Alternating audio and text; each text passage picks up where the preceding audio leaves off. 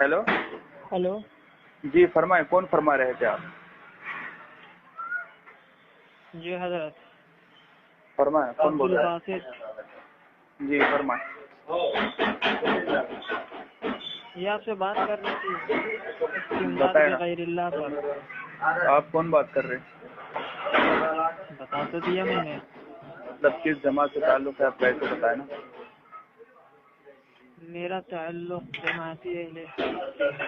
آپ کا کس جماعت سے تعلق ہے؟ تھوڑی آپ بھی وضاحت کر دیں۔ اہل حدیث؟ جی جی جی، میں ہوں اہل سنہ والجماعت، مسلک امام اعظم ابو حنیفہ رضی اللہ تعالی عنہ۔ آگے یہی ہے، اور کچھ؟ آپ نے کہا پہلے سنت والجماعت مسلک کے امام ابو حنیفہ رحمہ اللہ کے مقلد ہیں، تو آپ بریلوی ہیں یا دیوبندی ہیں؟ اس کی وضاحت نہ کر میں، دیں حضرت۔ ہاں میں نہ بریلوی ہوں نہ میں دیوبندی ہوں۔ اچھا، آپ بریلوی نہیں ہیں؟ جی بریلوی نہیں ہیں آپ، ہے نا؟ جی جی۔ تو پھر کون سے مسلک سے ہیں؟ دیوبندی ہیں؟ نہ، دونوں کی نفی کر دی نا میں نے۔ اچھا، دونوں کی نفی کر دی۔ جی جو لوگ اپنے آپ کو کہلاتے ہیں سنت الجماعت، سنی، حنفی، بریلوی، اپنے آپ کو ہاں، تو فخر سے کہتے ہیں، لیکن آپ تو چھپا رہے ہیں، اس کی کیا وجہ ہے؟ کہاں چھپا رہا ہوں میں؟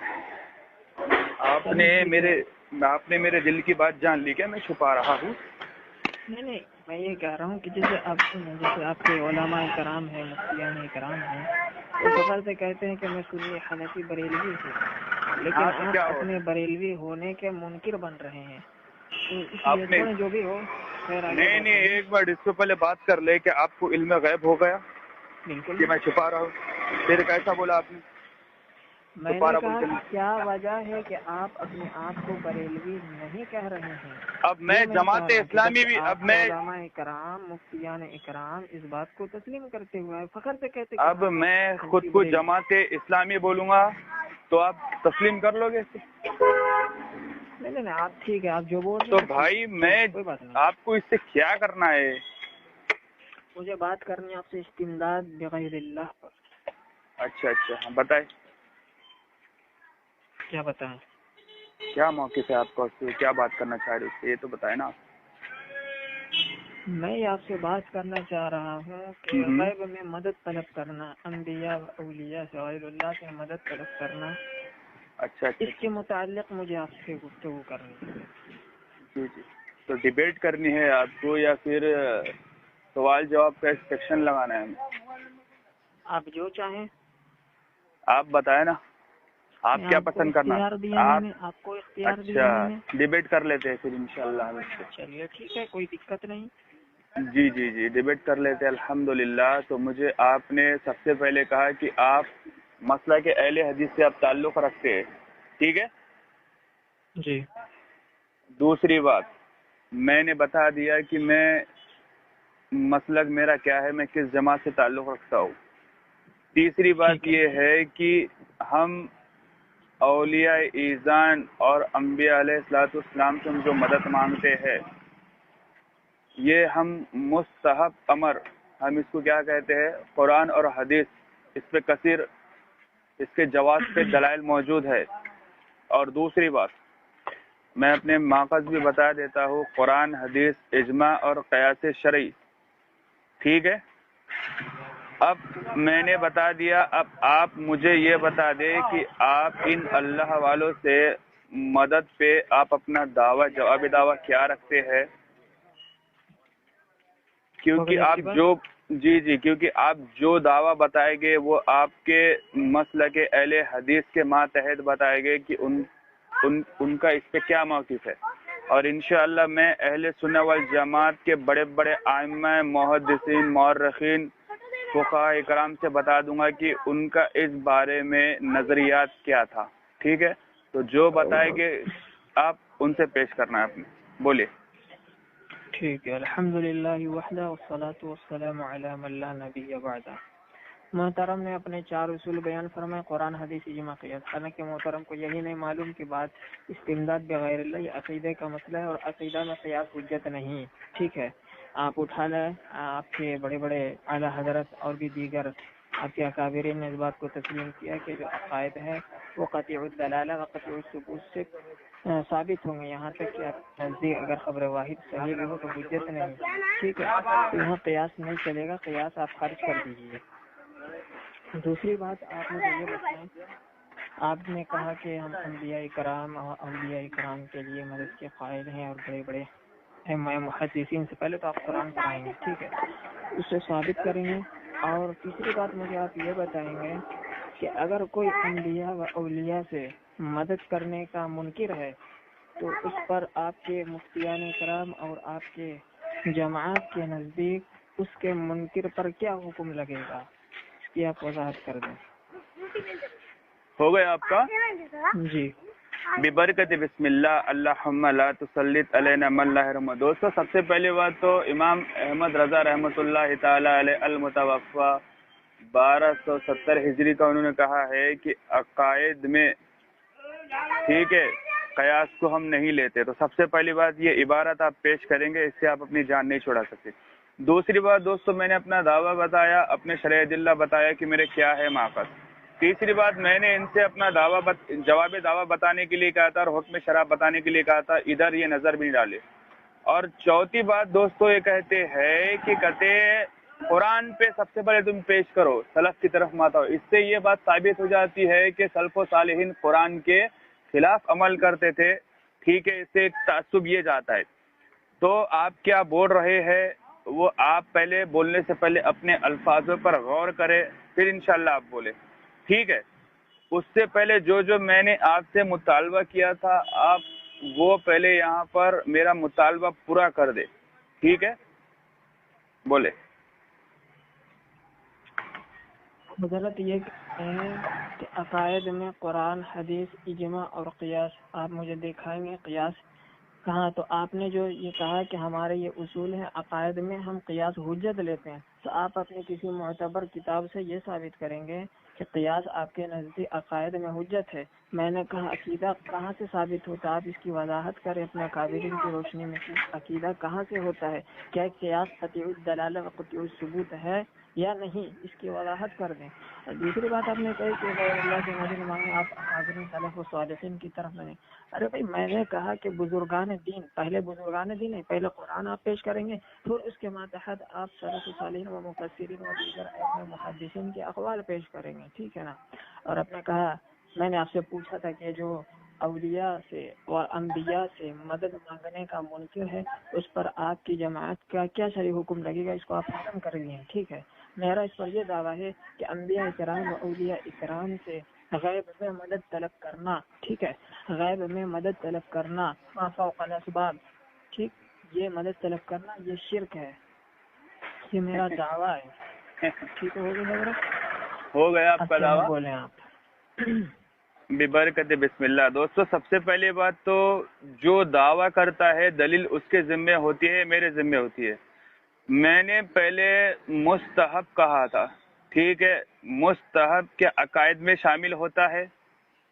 یہ مجھے اس کی دلیل دے دے گی کہ مستحب یہ امر عقائد میں شامل ہوتا ہے۔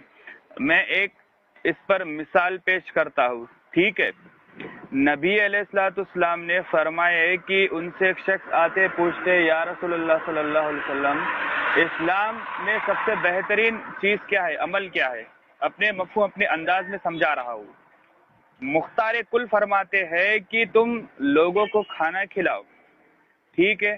حالانکہ نبی علیہ الصلوۃ والسلام اللہ رب العزت فرماتا ہے کہ تم میری اور میرے محبوب کی اتباع کرو، تو کیا نبی علیہ السلام کیا ہم کھانا کھلانے کو واجب سمجھیں گے کہ جب تک اگر دن میں اگر کسی ایک آدمی یا دو آدمی کو کھانا نہیں کھلا دیا نبی علیہ الصلوۃ والسلام کے حدیث پر عمل نہیں ہوگا، لیکن یہ مستحب امر میں آئے گا، کھلائے تو ٹھیک ہے، نہیں کھلائے تو بھی ٹھیک ہے۔ اسی طرح کیا نبی علیہ الصلوۃ والسلام اور اولیاء ایزان سے مدد مانگنے کو میں نے کہا تھا کہ یہ عقیدے میں سے آتا ہے، ٹھیک ہے، کیونکہ عقیدے کا انکار کرنے والا تو کافر، مرتد اور واجب القتل ہوتا ہے۔ ہمارے نزدیک ائمہ حنفیہ کے نزدیک تو واجب کا انکار کرنے والا بھی کافر نہیں ہوتا، لیکن ہاں فاسق فاجر ضرور ہوتا ہے. لیکن غیر مقلدوں کے نزدیک واجب اور فرض میں کوئی تخصیص نہیں ہے، وہ اس کو ایک ہی مانتے ہیں، حالانکہ ان کے پاس اس کے بارے میں کوئی دلیل نہیں ہے. تیسری بات دوستو، انہوں نے کہا تھا کہ ہم جو انبیاء اور اولیاء اکرام سے مدد مانگنے پر شرک کہتے ہیں، تو تمہارے علماء اکرام کیا فرماتے؟ علماء نہیں، میں آپ کو بڑے بڑے اہل علم کی تصریحات بتا دوں گا جس پر اہل علم کا عمل ہوگا. اگر کوئی 1400 سال کے بعد آ کے جو خود کو اہل حدیث لا مذہب کہتا ہے، اگر وہ اس کو شرک کا اطلاق کرتا ہے تو وہ اہل علم کے عمل پہ شرک کا اطلاق کرتا ہے، اور اس کے فتوے کی زد میں بڑے بڑے اہل علم اس کے زمر میں آ جاتے ہیں. تو لہٰذا یہ جو آپ نے شرک کا اطلاق کیا ہے، کیا یہ آپ نے سلف سے اطلاق کیا ہے کہ وہ نبی علیہ الصلوۃ والسلام سے مدد مانگنے کو کیا کہتے تھے؟ مشرک کہتے تھے، شرک کہتے تھے. تو اس کی بھی آپ ذرا تصریحات پیش کر دیں. دوسری بات میں یہ کہنا چاہوں گا، کیا یہ جو آپ نے فرمایا ہے ما فوق الاسباب اور ما تحت الاسباب، کیونکہ نبی علیہ الصلوۃ والسلام سے آپ کے حیات مبارک میں آپ سے مدد مانگی گئی، ما تحت الاسباب، اور ما فوق الاسباب نبی علیہ الصلوۃ والسلام کے بعد مبارک آپ کی وفات مبارک، تو کیا شرک ہر حال میں شرک نہیں ہوگا؟ کیا شرک کی کیٹیگریز بدل جاتی ہے؟ ٹھیک ہے، اسی بات آپ مجھے شرک کی ذرا تعریف کر دے. قرآن حدیث سے شرک کی آخر تعریف کیا ہے؟ اب میں نے آپ کے سارے جواب دے دیے. آپ نے مجھے مطالبہ کیا تھا کہ جو اس پر حکم لگاتا ہے اس پہ کیا لگے گا. اسی طرح جو اہل علم کے عمل پر حکم لگاتا ہے وہ گمراہ ہے، ٹھیک ہے، اور یہ شرک خود اس پر لوٹ آئے گا. وہ صحیح ابن حبان کی حدیث نمبر 82 سے وہ شرک کا فتویٰ خود اسی پہ لوٹ آئے گا، لہٰذا وہ خود مشرک ہوگا. تو آپ مجھے جی شرک کی تعریف بھی بتاتے چلے آپ. الحمدللہ وحدہ والصلاۃ والسلام علی من لا نبی بعد. انہوں نے جو اصول بیان کیا تھا اس کو ہضم کر لیا. قرآن حدیث اجماع قیاس کہتے ہیں کہ جو دعویٰ کرے گا وہ دلیل پیش کرے گا، البینۃ علی المدعی. حالانکہ اصول انہوں نے بنائے کہ یہ قیاس ہمارے نزدیک حجت ہے، جبکہ قیاس ضمنیات میں سے ہے. اب اس کی حوالہ میں نے مانگا تو اس حضرت نے ہضم کر لیا. اب میرے ہاتھ میں انباء مصطفیٰ، اس کا صفحہ نمبر 4، احمد رضا خان بریلوی لکھتے عموم آیات قطعیہ قرآنیہ کی مخالفت میں اخبار آحاد سے اسناد محض ہر ذات بانی ہے، یعنی قرآن کی قطعی اسکین بھیجے میرے واٹس ایپ پہ، اسکین بھیجے. بات سن لیں، ابھی بھیجے، ابھی سنیں. آپ بولنے نہیں دے رہے، بیچ میں نہ بولے. ارے تو میں کیا کہہ رہا ہوں، سنیں نا باسط بھائی، میں کیا کہہ رہا ہوں سنیں نا. ارے باسط بھائی پہلے بات تو سنیں نا. دیکھیں آپ میرے اگر واٹس ایپ پر یہ ارسال کر دیں گے تو آپ بولتے رہیے، پھر میں اسکین چیک کروں گا انشاءاللہ. میں آپ کو 2 منٹ نہیں 5 منٹ بولنے کا موقع دوں گا. میں حوالہ لگاؤں گا. ابھی آپ رکے، مجھے حوالہ پیش کرنے دیں، اس کے بعد میں اس کو تو ویڈیو میں بھی لگاؤں گا. ارے اللہ، یہ کیا بات ہوئی کہ میں ویڈیو میں لگاؤں گا، ہر جگہ لگاؤں گا؟ یہ کیسی؟ آپ کو بات کرنے کا طریقہ تک نہیں معلوم، طریقہ نہیں معلوم بات کرنے کا. میں کیا کر رہا ہوں، میں آپ کو 5 منٹ بولنے کا موقع دوں گا، آپ فکر نہ کرے. آپ نہیں جا سکتے انشاءاللہ یہاں سے. نہیں محترم، کون گھبرا رہا ہے؟ کون گھبرا رہا ہے؟ کال پر اور بھی لوگ موجود ہیں، وہ سن رہے ہیں آپ کی بات. کون گھبرا رہا ہے یہ دیکھ رہے ہیں. تو آپ پہلے یہ سنیں نا، میں آپ سے کیا کہہ رہا ہوں، آپ پہلے بولنے نہیں دے رہا یار.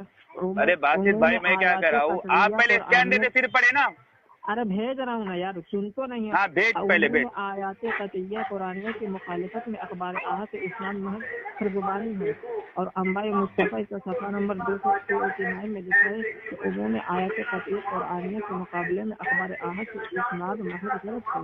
اور یہی بات اکثر مشہور بریلوی مفسر نور العرفان نعیم الدین مراد آبادی صاحب لکھتے ہیں 234 صفحہ نمبر نور العرفان میں، عقائد میں ظن کافی نہیں. ٹھیک ہے، عقائد میں ظنیات کافی نہیں. تیسری بات انہوں نے یہ بات کہی تھی کہ یہ جو انبیاء و اولیاء سے مدد مانگنا یہ مستحب عمل ہے. ٹھیک ہے، آپ اس پر کسی اپنے اکابر کی عبارت پیش کرنے، کیونکہ آپ نے ہی اصول بنایا تھا کہ جو آپ اپنا موقف پیش کریں گے وہ آپ کے اکابرین بریلوی اکابرین کی روشنی میں ہونا چاہیے. آپ اس کا مستحب ہونا ثابت یہ مستحب یہ بتائیں گے. ٹھیک ہے، اور اگلی بات یہ ہے کہ آپ نے مجھے حکم نہیں بتایا، اس کا حکم کیا لگے گا کہ جو مدد کا منکر ہو، انکار کرتا ہو، اس پر شریعت اسلام میں کیا حکم لگے گا؟ گمراہی کا درجہ متعین کریں، فسق ہوگا، فاجر ہوگا، فاسق ہوگا، کافر ہوگا، اس کا درجہ متعین کریں. ٹھیک ہے. آپ نے یہ بات کہی کہ شرک کی یہ کیا بولتے ہیں کہ شرک کی تعریف قرآن و حدیث سے کر دیں. ٹھیک ہے، کیونکہ آپ کا اصول قرآن حدیث ہے.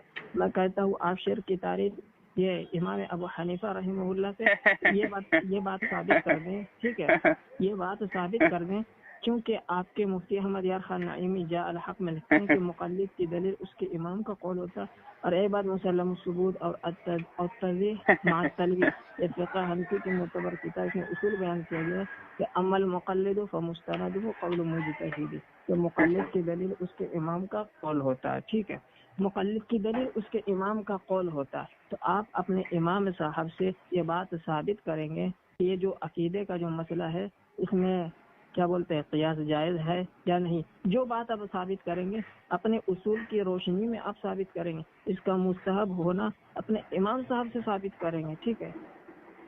اور ہو گیا تمہارا؟ اگلی بات سنیں حضرت، اب میں دلیل دوں اپنے موقف پر. پہلے مجھے تو بولنے دے، پھر آپ دلیل دے دے. چلے ٹھیک ہے، آپ بولے. برکت بسم اللہ اللہم لا تسلط علینا من لا یرحمنا. دوستو بہت ساری باتیں کی انہوں نے جس میں بہت ساری جہالت بکی، اور وہ جہالت کیسی بکی انشاءاللہ وہ اجاگر کر رہا ہوں میں. سب سے پہلی بات تو انہوں نے کہا تھا کہ میں نے انبیاء علیہ الصلوۃ والسلام کو مدد مانگنے پہ میں نے مستحب امر کہا تھا، کیونکہ انبیاء علیہ الصلوۃ والسلام سے اگر کوئی اس کا انکار کرتا ہے، ہم صرف اللہ سے مانگتے ہیں، نہیں مانگتے، تو ہم اس کے کفر کا فتویٰ نہیں لگاتے. ٹھیک ہے. دوسری بات میں نے ان سے شروع میں کہا تھا کہ نہ میں دیوبندی ہوں نہ میں بریلوی ہوں. ٹھیک ہے. تیسری بات جب انہوں نے عبارت پیش کرنے گئے تو میں نے منع بھی نہیں کرا. میں نے کہا میرے پہلے واٹس ایپ پر ارسال کر لے. ٹھیک ہے. پھر انشاءاللہ آپ بولتے رہے، میں آپ کو 5 منٹ بولنے کا موقع دوں گا. میں ایسا بندہ ہوں، میں سامنے والا اگر 8 منٹ بھی بولنا چاہے تو میں اس کو دے دیتا ہوں. 8 منٹ بولتے رہے. لیکن اصول یہ ہے کہ پھر جب میں بولنا شروع کروں تو وہ خاموشی کے ساتھ میری بات کو سننا پسند کرے. تیسری بات دوستو، توضیح و تلوی فقہ حنفیہ کے اصول کی عبارتیں پیش کر رہے ہیں. علامہ مفتی احمد یار خان نعیمی رحمۃ اللہ علیہ کی عبارت پیش کر رہے ہیں جو انہوں نے تقلید کے باب میں لکھی ہے. ان بیچارے کو یہی نہیں پتا ہے کہ تقلید امام اعظم اور کہتے شرک کی تعریف کہتے امام اعظم سے بتاؤ، کہتے انہوں نے سے مستحب کہا ہے، کہتے انبیاء علیہ السلام سے مدد مانگنے کو. واہ واہ واہ واہ پہلے حدیث مناظر صاحب.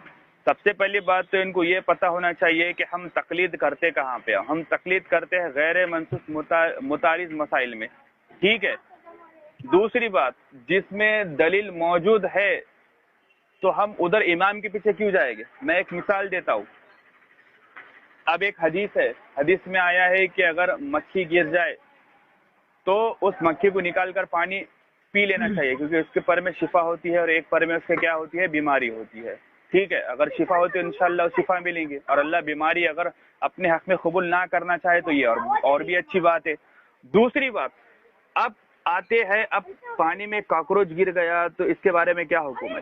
اب اس کے بارے میں کوئی حکم نہیں ہے تو ہم فقہ حنفیہ کے پاس جائیں گے، ان سے پوچھیں گے، کیونکہ اس کے بارے میں ہمیں کوئی علم ہی نہیں ہے نا کہ پانی پینا چاہیے پھینکنا چاہیے.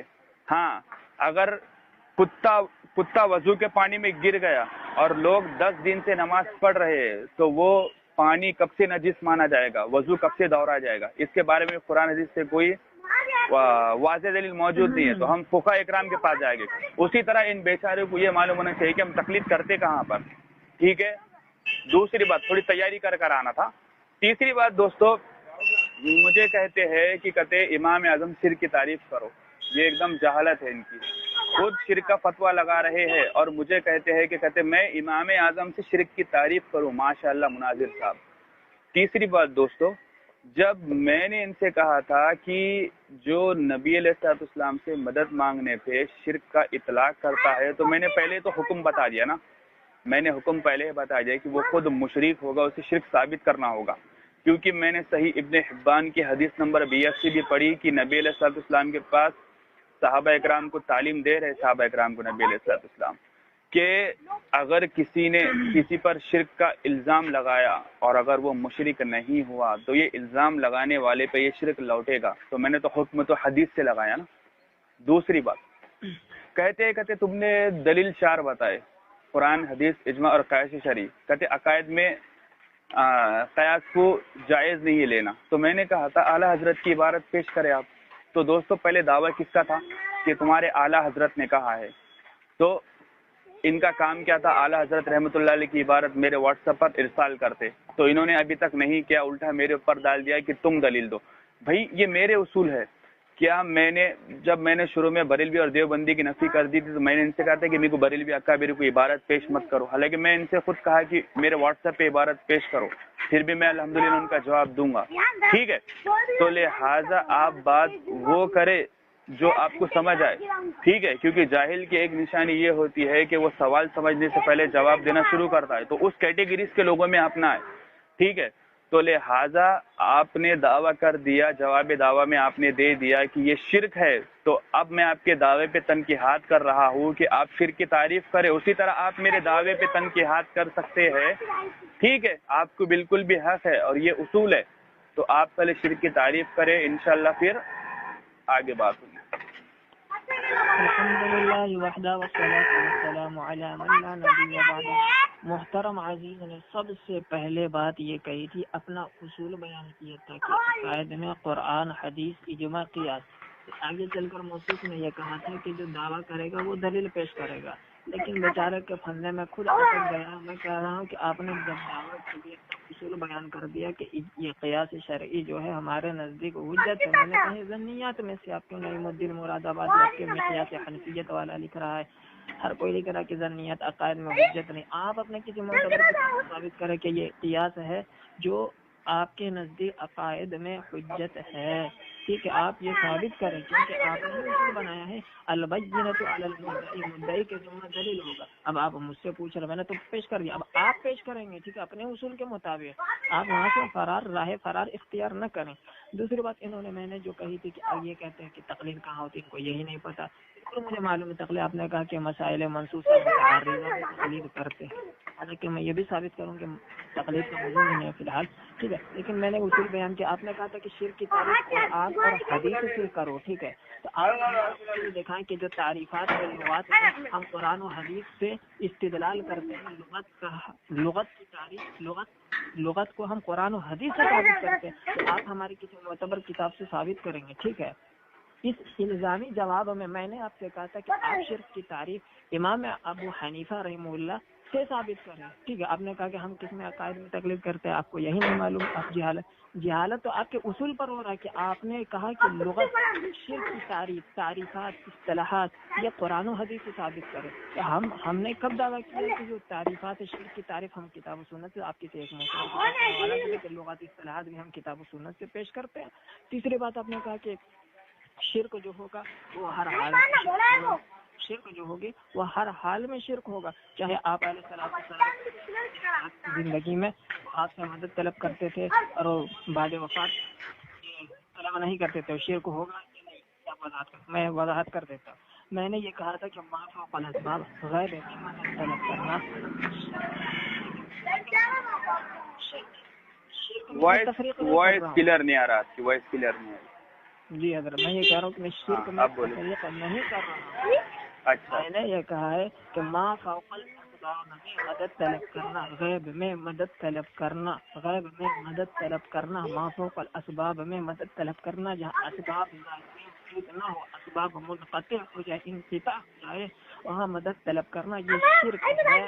ٹھیک ہے، اب چاہے بعد حیات ہو یا بعد وفات ہو، چاہے نبی ہو یا ولی ہو، اولیاء ہو. ٹھیک ہے، ما تحت الاسباب کی مدد کی بات میں نہیں کہہ رہا ہوں. اگر آپ ما تحت الاسباب اور ما فوق الاسباب میں دونوں میں تحریف کریں گے تو پھر میں آپ سے سوال کروں گا کہ آپ ما تحت الاسباب کی جو مدد مانگتے ہیں پھر کس دلیل کی بنیاد پر مانگتے ہیں، اور پھر ما فوق الاسباب کس دلیل کی بنیاد پر مانگتے ہیں. آسمان و زمین کا فرق ہے. مثال دیتا ہوں کہ اگر کوئی غیر مسلم ڈاکٹر ہے، آپ کہیں گے جی ماتحت علاج کے لیے ماتحت الاسباب یہ مدد جائز ہوگی. اب وہی کہوں گا کہ ماتحت الاسباب کی مدد ناجائز ہوگی. تو یہاں پہ ایک جائز اور دونوں ناجائز، اس کا مطلب یہ ثابت ہو رہا کہ دو مدد اور چیز ہے.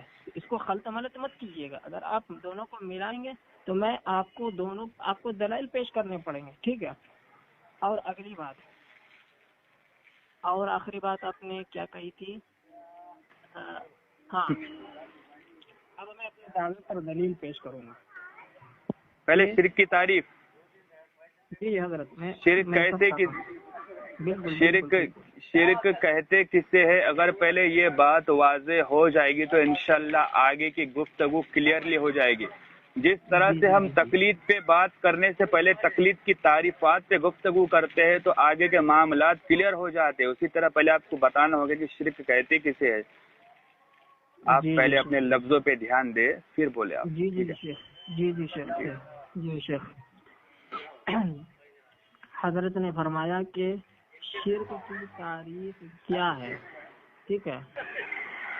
اب ذرا ملاحظہ فرما دیں، یہ خطیب و محقق بریلویہ مولوی مشتاق نظامی صاحب لکھتے ہیں، ایسی صفات جو خدائے بزرگ کے و برتر کے لیے خاص بعینی ہی انہی صفات کو کسی بندے میں ماننا، اس کو شرک کی صفات کہتے۔ عقائد اہل سنت صفحہ نمبر 32۔ اور اصول تکفیر کے اندر جناب پیر محمد چشتی صاحب لکھ رہے ہیں، اسی بات کو لکھتے ہیں کہ اللہ تبارک و تعالیٰ کی جو صفت خاصہ ہے اس میں کسی کو شریک کرنا یا کسی ذات میں کسی کو شریک کرنا یا عبادت میں، یہ شرک ہے، ٹھیک ہے؟ اب میں نے ان کی تعریف پیش فرما دی، اور بھی بہت سارے تعریفات موجود ہیں، تو اب میں اپنے دعوے کے مطابق دلیل پیش کرنے لگا ہوں۔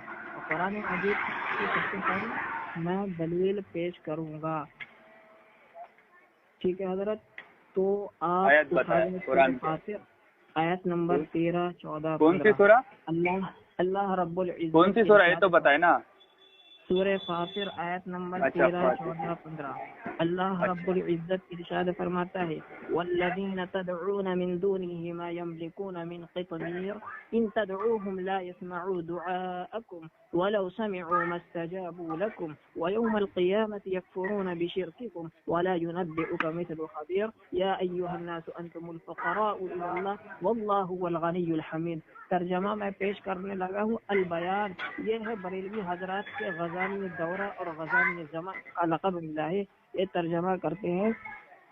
اور جنہیں اللہ کے سوا تم پوجتے ہو وہ کھجور کی گٹھلی کے کسی چھلکے کے بھی مالک نہیں، اگر تم انہیں پکارو تو وہ تمہاری پکار نہ سنے، اور اگر سن بھی لے تو وہ تمہاری التجا قبول نہ کر سکیں گے، اور قیامت کے دن وہ تمہارے شرک کا انکار کر دیں گے، اور تجھے نہ بتائے گا خبر رکھنے والے کی طرح، اے لوگوں تم سب اللہ کے محتاج ہو اور اللہ ہی بے نیاز ہے، سب خوبیوں والا ہے۔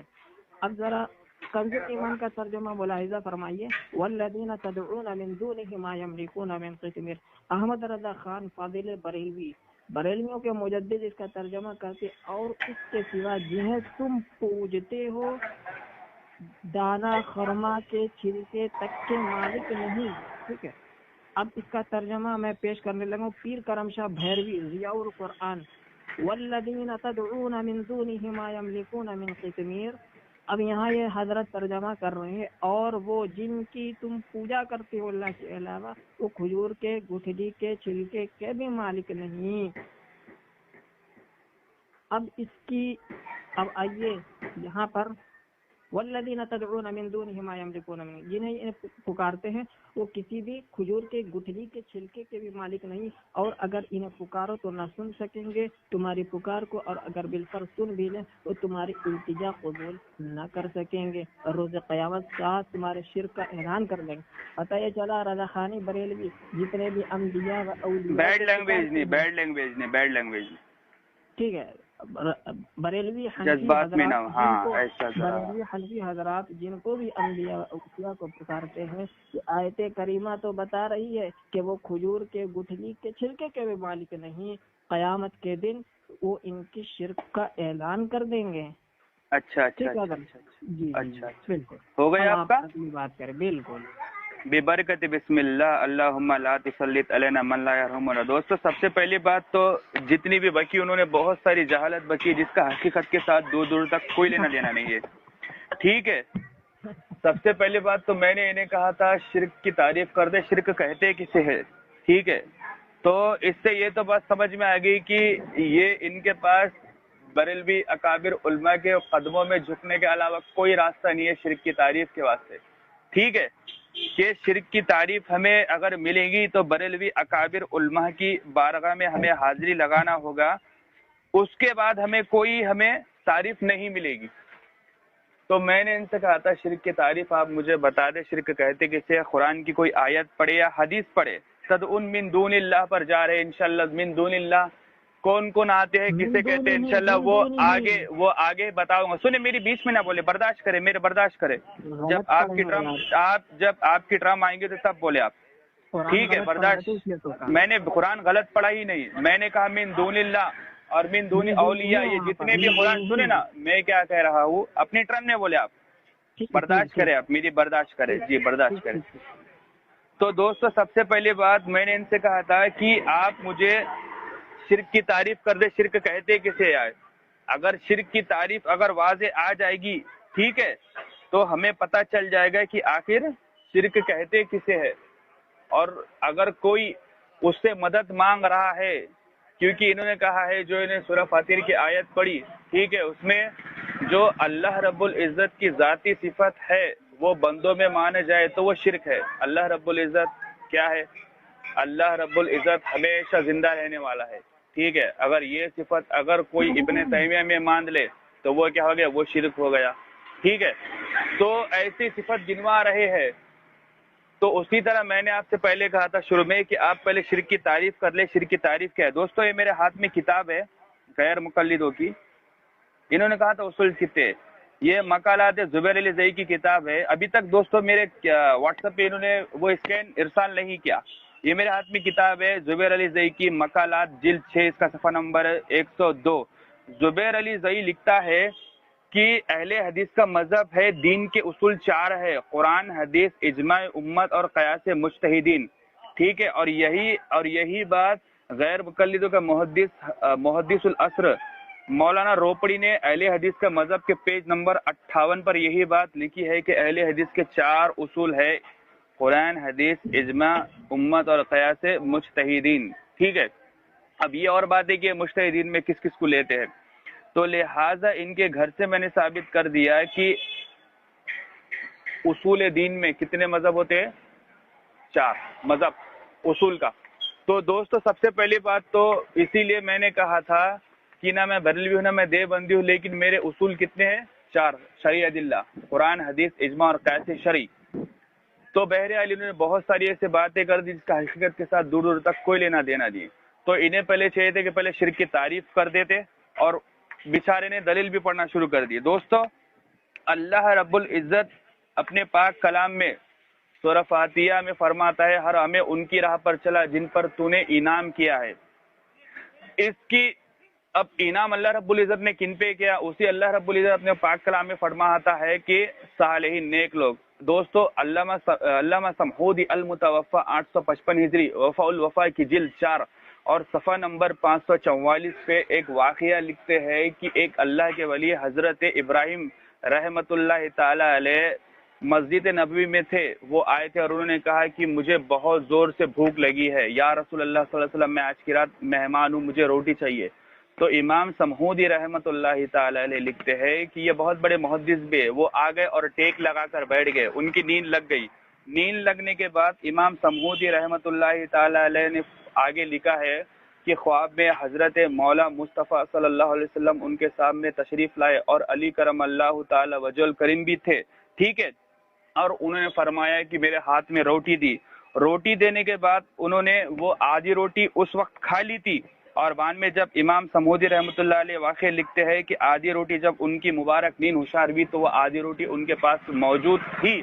ٹھیک ہے، تو لہٰذا کیا یہ امام سمحودی نے جو واقعہ لکھا ہے کیا ان کو بھی شرک کا اطلاق ہوا؟ اسی لیے میں نے پہلے آپ سے کہا تھا کہ آپ پہلے شرک کی تعریف کر لے کہ آخر شرک کہتے کسے.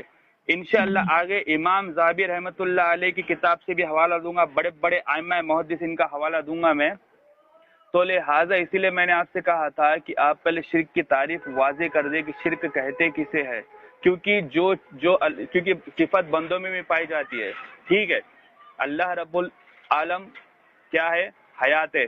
بندے بھی حیات ہے، اللہ بھی دیکھ رہا ہے، بندے بھی دیکھ رہے ہیں، یہ صفت موجود ہے، لیکن وہ عطائی ہے، ٹھیک ہے. اللہ رب العزت جیسا کہ اپنی پنڈلیوں کا ذکر کرتا ہے، لیکن بندوں کے پاس بھی پنڈلیاں ہے، لیکن ہم متشابہات آیت کو سمجھتے ہیں. اسی طرح بہت ساری ایسی صفت بندوں میں پائی جاتی ہے جو اللہ رب العزت نے فرمائے، لیکن ہم اس کا اطلاق نہیں کرتے کہ یہ ہمیشہ سے صفت ہمیشہ سے رہے گی.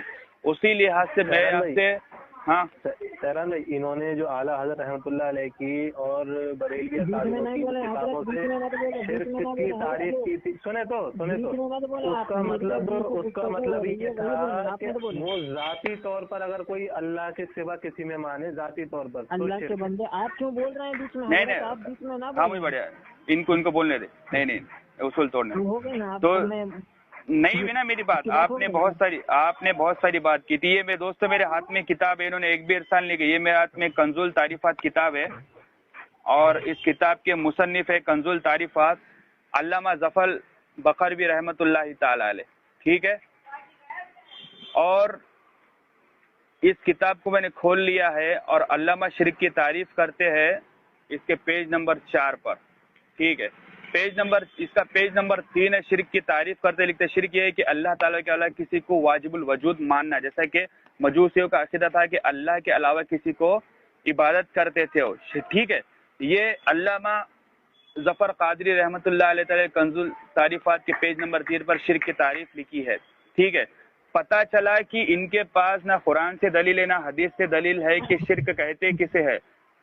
تو آپ ذرا اپنے گھر کا بھی حوالہ لے، وہ میں نے آپ کو بتایا. اگر آپ کو چاہے تو ابھی اسکین بھی دے سکتا میں ابھی، ٹھیک ہے. اور آپ نے ابھی تک اعلیٰ حضرت رحمۃ اللہ علیہ کی کتابوں کا مجھے حوالہ نہیں دیا، حالانکہ میں نے پہلے بریلوی اور دیوبندی کی نفی بھی کر لی، لیکن میں نے عبارت سے آپ کو نفی نہیں کی کہ عبارت مجھے نہ بھیجنا، ٹھیک ہے.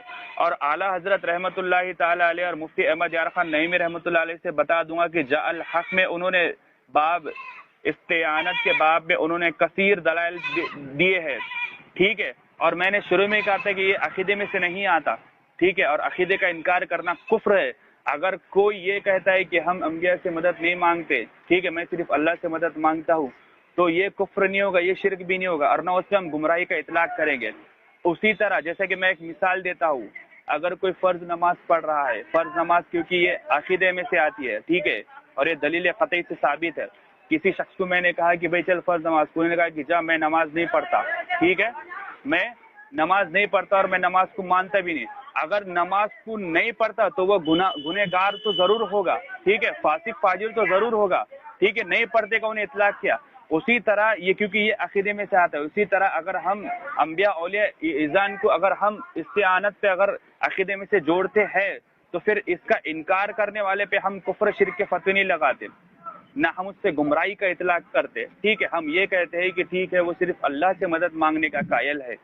اسی طرح آپ کو عقیدے میں اور مستحب کا اطلاق میں فرق نہیں معلوم، تو آپ سب سے پہلے شرک کی تعریف کریں گے کہ شرک کہتے کسے ہے. اگر یہ واضح ہوگا تو انشاءاللہ آگے کی گفتگو بھی واضح ہو جائے گی. بولے. الحمدللہ وحدہ والصلاة والسلام علی من لا نبی بعدہ. محترم نے اتنی تجاہل عارفانہ سے کام لیا، کہتے ہیں کہ یہ عقیدے کا مسئلہ نہیں. ماشاءاللہ، بہت خوب. آج پہلا بریلوی مل رہا ہے مجھے جو یہ کہہ رہا ہے کہ استعانت بغیر اللہ یہ مختار کل ہونا یہ عقیدے کا مسئلہ نہیں ہے، ٹھیک ہے. آپ اپنے کسی معتبر کتاب سے ثابت کر دیں یہ عقیدے کا مسئلہ نہیں. اچھا تعریف ہی کر دیں کہ عقیدہ کہتے کس عقیدے کی تعریف کیا جائے، ہمیں معنی تعریف آپ کر دیں عقیدے کی، ٹھیک ہے. اب کہتے کہ شرک کی تعریف نہیں کیا ہے. عجیب حال ہے بھائی. شرک کی تعریف آپ کے گھر سے کر رہا ہوں کہ وہ صفات خاصہ جو اللہ تبارک و تعالیٰ کے لیے ہی خاص ہے، اس صفات میں کسی اور کو ماننا، کسی اور کو شریک کرنا یہ شرک ہے. شرک کی تعریف کر دی، کہتے شرک کی تعریف نہیں کیا. عجیب حال ہے بھائی. اچھا دوسری بات یہ ہے کہ ذاتی اور عطا یہ انہوں نے ان تعریفات وغیرہ کا حوالہ دیا کہ واجب الوجود مانتے ہوئے اگر شرک اگر مانتے ہوئے پکاریں گے تو وہ شرک ہو جائے گا. تو اب میں پڑھنے لگا ہوں مشرکین مکہ کا عقیدہ. اب مشرکین مکہ اللہ تبارک و تعالی کو مانتے تھے، اللہ تبارک و تعالی کو رب مانتے تھے، ربوبیت کا اقرار کرتے تھے. کیونکہ قرآن میں جگہ جگہ موجود ہے وَلَئِن سَأَلْتَهُم مَّنْ خَلَقَهُم لَيَقُولُنَّ اللَّهُ۔ اے نبی اگر آپ ان سے سوال کریں گے کہ تجھے کس نے پیدا کیا، لَيَقُولُنَّ اللَّهُ، اللہ نے پیدا کیا۔ وَلَئِن سَأَلْتَهُم مَّنْ خَلَقَ السَّمَاوَاتِ وَالْأَرْضَ وَسَخَّرَ الشَّمْسَ وَالْقَمَرَ وَلَئِن سَأَلْتَهُم مَّنْ خَلَقَ السَّمَاوَاتِ وَالْأَرْضَ لَيَقُولُنَّ اللَّهُ، اگر ان سے سوال کریں کہ آسمان و زمین کو کس نے پیدا کیا، لَيَقُولُنَّ اللَّهُ، کہیں گے اللہ نے پیدا کیا۔ پتہ یہ چلا کہ ربوبیت کا اقرار کرتے تھے۔ اب میرے ہاتھ میں سورہ یوسف ہے، اس کے آیت نمبر 106 ہے، اور وَمَا يُؤْمِنُ أَكْثَرُهُم بِاللَّهِ إِلَّا وَهُم مُشْرِكُونَ۔ اب اس کا ترجمہ پیر کرم شاہ بھیروی صاحب سن لیجئے، اور انہیں ایمان لاتے ان میں سے اکثر اللہ کے ساتھ مگر اس حالت میں کہ وہ شرک کرنے والے ہوتے ہیں۔ اب ذرا اس کی تفسیر میں ذرا توجہ کیجئے گا۔ جو لوگوں کو بیوقوف بناتے ہیں مشرکین مکہ ذاتی نہیں بلکہ عطائی سمجھ کر مدد طلب کرتے تھے، جو آج کے بریلوی حضرات کرتے ہیں، عطائی سمجھ کر، واجب الوجود نہیں مخلوق سمجھتے تھے، اور یہ عقیدہ تھا کہ عطائی ہے۔ دلیل اس کی تفسیر میں صحیح مسلم کی جو حدیث ہے اس کی جیسے دیکھیں کیا لکھتے ہیں کہ نیز حج کے موقع پر جو تلبیہ وہ کہا کرتے تھے اس سے بھی ان کے عقیدے کا پتہ چلتا ہے۔ وہ کہتے تھے، ذرا توجہ کیجیے گا مولانا جناب مناظر صاحب بریلویوں کے، ہم حاضر ہیں اللہ، ہم حاضر ہیں، ہم حاضر ہیں، تیرا کوئی شریک نہیں۔ ذرا توجہ کیجیے گا ان الفاظ پہ، تیرا کوئی شریک نہیں مگر وہ تیرا شریک ہے جس کو تو نے اپنا شریک بنایا، جس کو تو نے اپنا شریک بنایا تو اس کا مالک ہے، اور جس کا وہ مالک ہے اس کا بھی تو مالک ہے۔ یعنی مشرکین مکہ مان رہے ہیں کہ یہ جو عطا اللہ تبارک و تعالی نے کیا ہے، اور یہ جو عطائی کا جو مالک ہے وہ بھی اللہ تبارک و تعالی ہے، بذاتی ہی مدد نہیں کرتے، خالق سمجھ کر مدد طلب نہیں کرتے۔ ٹھیک ہے، اب جو آج کے بریلوی حضرات کا بھی یہی عقیدہ ہے کہ وہ مخلوق سمجھ کر کہتے ہیں اور عطائی مانتے ہیں، تو ٹھیک مشرکین مکہ کا یہی عقیدہ تھا۔ اب جب ان عقیدے کے باوجود وہ مشرک ٹھہرے تو پھر کیا وجہ ہے کہ بریلوی حضرات وہی کام کرے پھر اس سے خارج ہو جائے؟ ایسا تو ممکن نہیں۔ اور آپ اٹھا لیں قرآن کی آیت وَقَالُوا لَا تَذَرُنَّ آلِهَتَكُمْ وَلَا تَذَرُنَّ وَدًّا وَلَا سُوَاعًا وَلَا يَغُوثَ وَيَعُوقَ وَنَسْرًا۔ آپ اس کو اٹھا لیں صحیح بخاری کتاب التفسیر، یہ جو یہ یغوث یعوق نصر ود جو ہے یہ نیک بزرگوں کے نام ہیں، یہ نیک بزرگوں کے نام ہیں، حدیث نمبر بتائے، حدیث نمبر بتائے جی، حدیث نمبر بتائے بخاری 5 بت والی بتا رہے نا، وہ 5 بت تھے۔ جی جی جی ہاں علت بتا دوں گا اندر کیا ہے، چلے بڑے آگے بڑھے۔ انہوں نے ڈنڈی ماری یہاں پر، ڈنڈی نہیں ان کو بولنے نہیں ان کو بولنے دے، امان بولنے دو۔ ابھی بتا دوں یا رک کے بتاؤ؟ ابھی پھر مجھے دیکھنا میں پڑے گا۔ بہت بڑی ڈنڈی ماری انہوں نے۔ ارے بھائی آپ بیچ میں کیوں بولتے ہیں حضرت؟ آپ بیچ میں کیوں بولتے ہیں؟ آپ چھٹپٹاہٹ کو بولنے کیجیے۔ نہیں آپ گفتاخی مطلب غلط بیان ہی کر رہے ہیں نا، اس لیے بولیے۔ ان کو بولنے دے۔ جو بیانی کر رہے ہیں آپ کے مناظر صاحب موجود ہیں، وہ مجھے بتائیں گے، اس کا مکمل جواب دیں گے۔ لقمہ دے رہا ہوں، خالی لقمہ دے رہا ہوں۔ نہ مت دیں، کچھ بھی نہ کریں۔ دے سکتا ہوں۔ نہیں کیسے دے سکتے ہیں جب آپ نے ڈنڈی ماری بخاری شریف کی؟ آپ نے جو حدیث پڑھی 4920 نمبر کی پڑھی ہے نا، وہ حضرت عباس جو راوی اندر۔ جی بالکل۔ ہاں علت بتا دوں گا اندر امان خاموش بیٹھے، امان ان کو بولنے دے۔ اس کی علت ان کی علت بتا دوں گا انشاءاللہ۔ اب سنیں حضرت، اب انہوں نے یہ بات کہی تھی کہ زبیر علی امان میوٹ کر لو آپ۔ آواز آ رہی حضرت، سائڈ میں ہو جاؤ۔ ہلو، انہوں نے یہ حوالہ پیش کیا تھا کہ شیخ زبیر علی ظہیر رحمہ اللہ نے 4 اصول بیان کیا، ان کو اپنے گھر کا پتہ ہے۔ اللہ کے بندے، میں نے کب انکار کیا کہ اجماع ہمارے نزدیک حجت نہیں، قیاس کے ہم منکر ہیں، ہم نے تو یہ بات ہی نہیں کی۔ تو آپ دلیل کیا پیش کر رہے؟ تھوڑا عقل سے کام لیا کیجیے، ٹھیک ہے۔ اب میں نے یہ جو پوچھا تھا آپ سے کہ قیاس آپ کے نزدیک حجت ہے، ذرا اس کا حجت ہونا عقیدے میں اس کا بھی ثابت کیجیے اپنے کسی کتاب۔ اچھا حضرت پیش کرتے ہیں کہ سورہ فاتحہ میں آیا، دیکھو صراط الذین انعمت علیہم، اللہ ان لوگوں کے راستے پر چل جن پر تو نے انعام فرمایا ہے۔ اور انعام کن پر فرمایا ہے؟ نیک بندوں پر، ایک ہی بات کی۔ جبکہ آیت میں فَأُولَٰئِکَ مَعَ الَّذِينَ أَنْعَمَ اللَّهُ عَلَيْهِم مِّنَ النَّبِيِّينَ وَالصِّدِّيقِينَ، نبیین بھی ہیں، صدیقین والشہداء، شہداء بھی ہیں، والصالحین، صالحین بھی ہیں، ٹھیک ہے۔ اب اس کے تحت انہوں نے واقعہ پیش کر دیا۔ ارے بھائی قطعی الدلالہ، آپ کے گھر کا حوالہ دے، قطعی الثبوت، ظنیات واقعات سے عقیدہ ثابت نہیں ہوتا، ٹھیک ہے۔ آپ واقعات پڑھنے میں قرآن پڑھ رہا ہوں، ذرا قرآن تو پڑھیں۔ آپ کے پاس یہ حوالہ ہے نہیں. آپ کہہ رہے واقعہ سے عقیدہ ثابت کر رہے ہیں. آپ واقعات سے عقیدہ ثابت ہوتا. کیا یہ قطعی دلالہ ہے یا قطعی ثبوت ہے؟ آپ کے بیان کردہ اصول، آپ کے اکابرین نے جو اصول بیان کیا، کیا وہ یہی دلیل ہے؟ قطعی دلالہ اسی کو کہتے ہیں؟ کیا قطعی ثبوت یہی کہتے ہیں کہ واقعہ سے عقیدہ کو ثابت کیا جائے؟ اللہ کے بندے. اچھا ہاں، اور بات انہوں نے یہ کہی کہ اللہ کی صفات بندوں میں شامل کرتے ہیں. اللہ کی بہت ساری صفات ہیں اور وہ بندوں میں شامل. اللہ کی صفت ہے الحی، یعنی ہمیشہ سے زندہ رہنے والا اور ہمیشہ تک رہے گا. لیکن جو ہم ہیں، جو ہماری حیات ہے، وہ حیات کاملہ نہیں، حیات کاملہ نہیں، بلکہ تھوڑی ہے، محدود ہے. کچھ دن کی زندگی ہے، پھر ہم مریں گے، پھر زندہ ہوں گے، تو کچھ دن کی ہے. جبکہ اللہ تبارک و تعالی حیات کاملہ سے متصف ہے. اگر ہم اس کی صفت خالق کائنات کی صفت کسی مخلوق میں دیں گے تو یہ شرک ہو جائے گا. ٹھیک ہے، تو آپ دونوں کو خلط ملط نہ کریں کہ اللہ کی صفت یہ ہے، وہ صفت ہے. ٹھیک ہے، اللہ کی صفت السمیع، سننا، وهو السمیع البصیر، اللہ سننے والا ہے، دیکھنے والا. بندوں کے بارے میں فرماتا فجعلناہ سمیعا بصیرا، ہم نے بندوں کو سننے اور دیکھنے والا بنا. یہ شرک ہو جائے؟ بالکل نہیں، کیونکہ ہمارا سمع و بصر جو ہے، دیکھنا اور سننا، یہ محدود ہے. اللہ کا لا محدود ہے. اللہ جیسے سنتا ہے ویسے مخلوق نہیں سنتا. اگر اللہ کا سننا اور مخلوق کا سننا برابر کر لیں گے، یہ اس کی صفت میں شرک ہو جائے گا. اور شرک کی تعریف میں نے پہلے کر دی، آپ دجل عارفانہ سے کم نہ لیں. اب بولیں. ہو گیا آپ کا؟ بالکل. ببرکت بسم اللہ. دوستو، سب سے پہلی بات تو انہوں نے شرک کی تعریف بھی نہیں کی، کیونکہ میں نے انہیں پہلے ہی کہا تھا اگر شرک کی اگر تعریف واضح ہو جائے تو انشاءاللہ آگے کی باتیں بہت کلیئر ہو جائے گی. ٹھیک ہے، کہ شرک کہتے کسے، میں نے صفت کے بارے میں بتایا تھا. ٹھیک ہے، اور بریلوی اکابر علماء کی کتابیں انہوں نے ابھی تک ارسال نہیں کی، اور میں نے ان کے گھر کے اصول بھی بتایا تھا. ٹھیک ہے، کہ شرک کہتے کسے ہے. سب سے پہلی بات میں نے انہیں بتا دیا تھا کہ علامہ قادری رحمۃ اللہ تعالی سے. ٹھیک ہے، شرک کسی کو واجب الوجود مان لینا، یہ شرک ہے.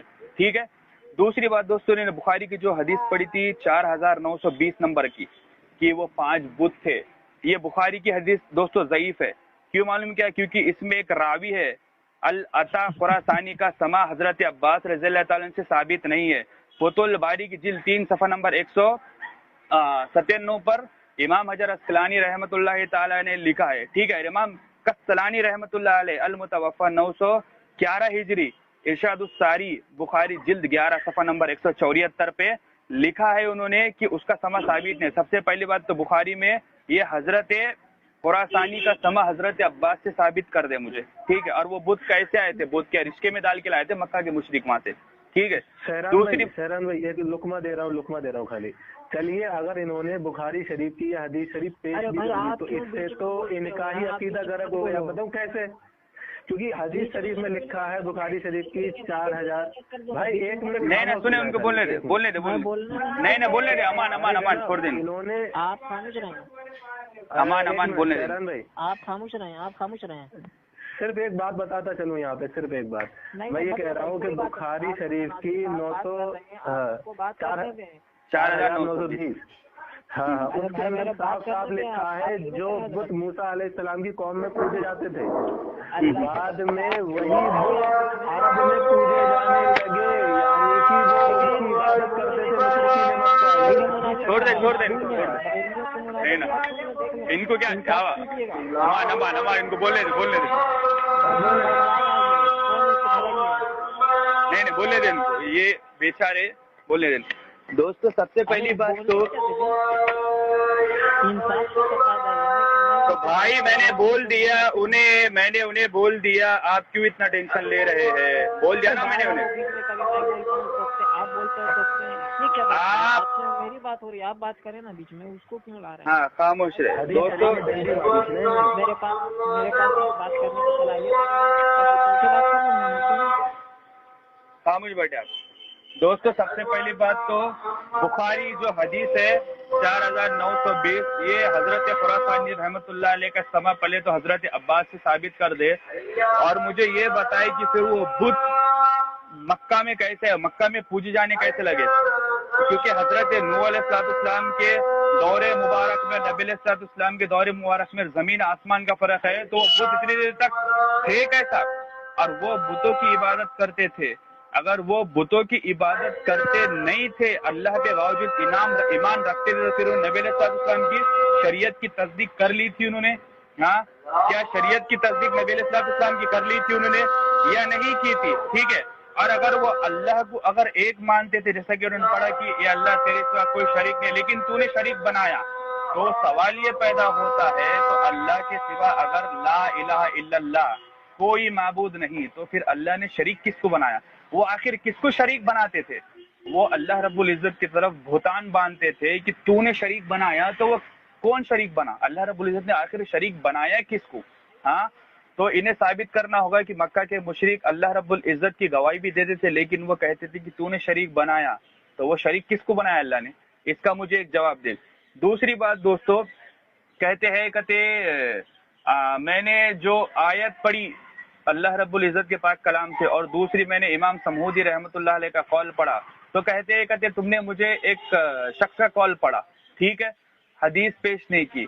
ارے اللہ کے بندے، جب آپ نے مکہ کے مشرک پہ نازل ہونے والی آیتیں جو وہ غیر اللہ کو پوچھتے تھے، آپ نے وہ آیت انبیاء اولیاء ایذان پہ چپکائی، تو کیا آپ کو اس وقت یہ خیال نہیں آیا کہ میں پہلے اس سے کیا کروں؟ پہلے حدیث پیش کروں، پھر میں اس کا واضح عقیدہ بتا دیتا ہوں کہ یہ لوگ نبی علیہ السلام کی شریعت کی تصدیق بھی کرتے تھے، شریعت کی تصدیق کرنے کے بعد وہ پھر نبی صلی اللہ علیہ وسلم سے مدد مانگ دیتے، لہٰذا اللہ رب العزت کو یہ فعل ان کا بہت ہی ناپسندیدہ رہا، اس لیے وہ شرک کے گھاٹ اتر گئے، ٹھیک ہے۔ تو انہوں نے ایسا کیا نہیں کیا، انہوں نے ایسا دوستو، تو لہٰذا میں نے پہلے ہی کہا تھا کہ شرک کی تعریف کرے، کیونکہ آپ اگر شرک کی تعریف نہیں کریں گے تو بڑے بڑے اہل علم کیا آئیں گے، اس کے لپیٹ میں آئیں گے۔ یہ دوستو دوسری دلیل لے، دوسری دلیل لے دوستو، نبی علیہ السلام کے قبر مبارک سے مدد مانگنے پہ، ٹھیک ہے۔ التاریخ الکبیر المعروف، تاریخ ابن ابی قیسمۃ جلد 2 صفحہ نمبر 258 سے 259، ٹھیک ہے۔ مصعب ابن عبداللہ کہتے ہیں کہ میں محمد بن اپنے ساتھیوں کے ساتھ بیٹھا ہوتے تھے تو آپ پر خاموشی چھا جاتی، پھر اس حالت میں میں کھڑے ہو جاتا، اتنا کہ آپ کی قبر مبارک پہ اپنا رخسار مبارک رکھ دیتا اور پھر واپس آ جاتے اور فرماتے کہ میرے دل میں خطرک تک مطلب ان کے پریشانی ہوتی موجود ہوتی، تو وہ آپ نبی علیہ السلام کی قبر سے استنباط کرتے، وہاں سے مدد طلب کرتے، ٹھیک ہے۔ اس کی جلد 2 صفحہ نمبر 258 259، ٹھیک ہے۔ اور یہ جو عبداللہ بن مصعب رحمۃ اللہ علیہ تعالیٰ علیہ، یہ 54 ہجری کے امام ہے، ٹھیک ہے، ان کی پیدائش 54 ہجری میں ہوئی، ٹھیک ہے۔ اور یہ واقعہ حافظ ذیبی سیر اعلام النبلہ کی جلد 5 صفحہ نمبر 358 پر یہ واقعہ انہوں نے لے کر آئے ہیں۔ تو میں نے پہلے ہی کہا تھا بڑے بڑے تابعی اس شرک کے زمر میں آئیں گے، سب سے پہلے آپ شرک کی تعریف کریں۔ دوسری بات دوستو قابل غور کی یہ ہے، بریلوی اکابر علماء کے جو انہوں نے عبارتیں پیش کی تھی، تو اس میں انہوں نے کہا تھا کہ صفت مان لی جائے، تو اب سوال یہ پیدا ہوتا ہے یار، پھر بریلوی اکابر خود مدد مانگتے ہیں انبیاء علیہ السلام سے، اور پھر یہ شرک کی تعریف کر کے خود پھنس کیسا رہے؟ انہیں یہی نہیں پتا۔ بریلوی اکابر علماء نے جہاں پر جو کہا ہے، بریلوی اکابر علماء نے یہاں پر جو کہا ہے، وہ دراصل انہوں واجب الوجہ جیسا مجوسیہ مانتے تھے، ٹھیک ہے، اور وہ خاصہ ہے کیونکہ مکہ کے مشرکین بتوں کی عبادت کرتے تھے، وہ اللہ رب العزت کو بیٹی بھی ہے مانتے تھے، وہ فرشتوں کو بیٹا بھی مانتے تھے، یہ فرشتوں کے عقائد نظریات تھے۔ تو آپ پہلے مجھے وہ حضرت خراسان عطا رحمۃ اللہ علیہ کا سما حضرت عباس سے ثابت کریں گے۔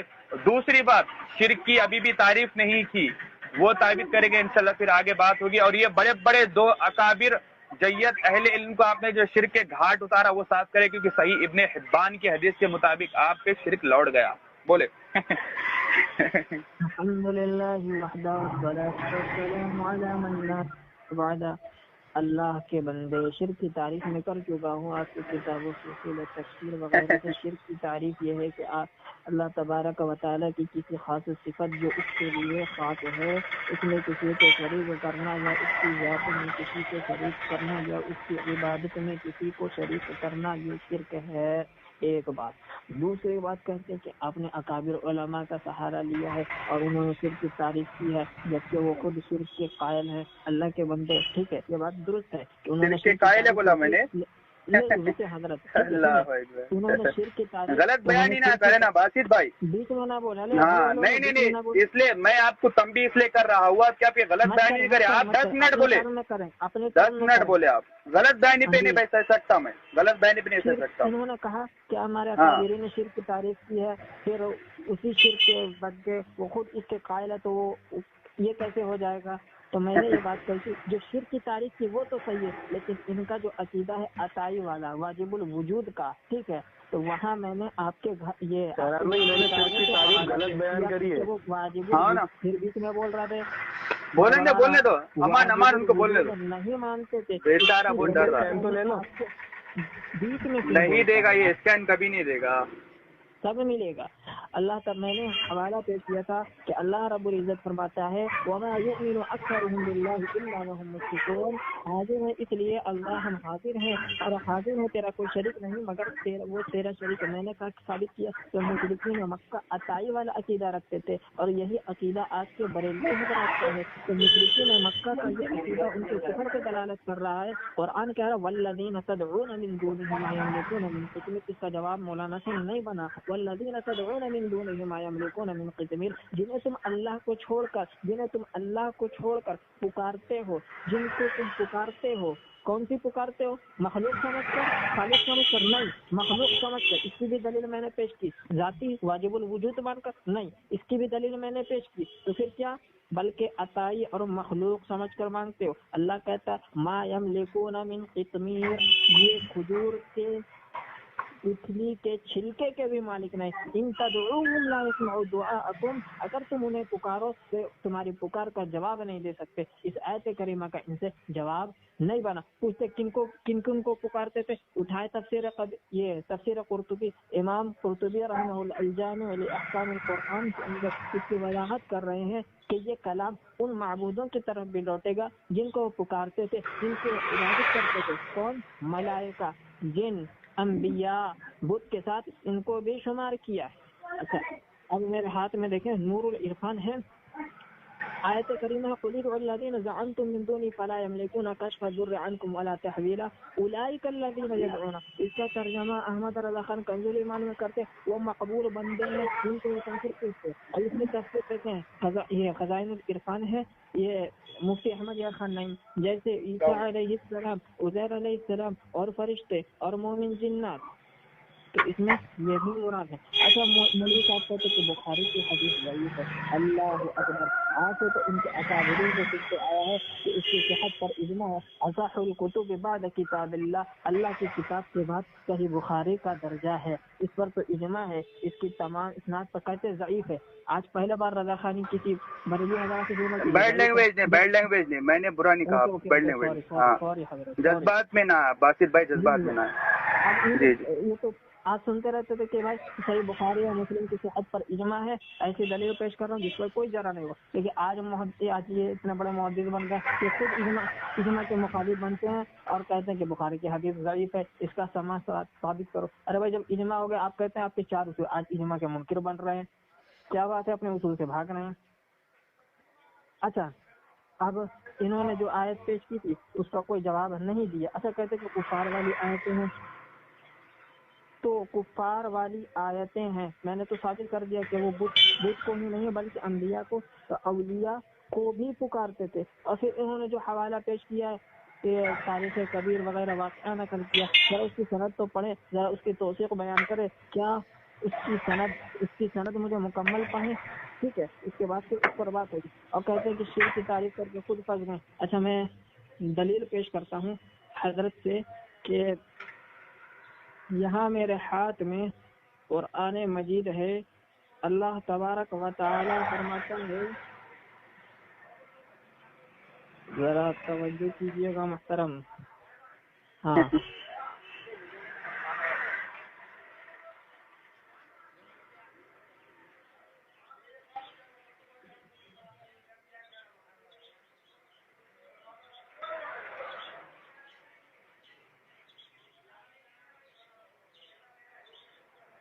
یہ تبیان القرآن ہے، علامہ غلام رسول سعیدی صاحب ہے. وہ کہتے ہیں کہ ہم نے ان ان پڑھ علماء عوام اور جہلاء کو اولیاء اللہ کے مزارات پر ہاں سجدہ کرتے ہوئے دیکھا جو مانے نہیں یہ دلیل نہیں ہے، یہ میں آپ کو غلط بیانی نہ کرے، جی میرے مرشد پہ غلط بیانی نہ کرے۔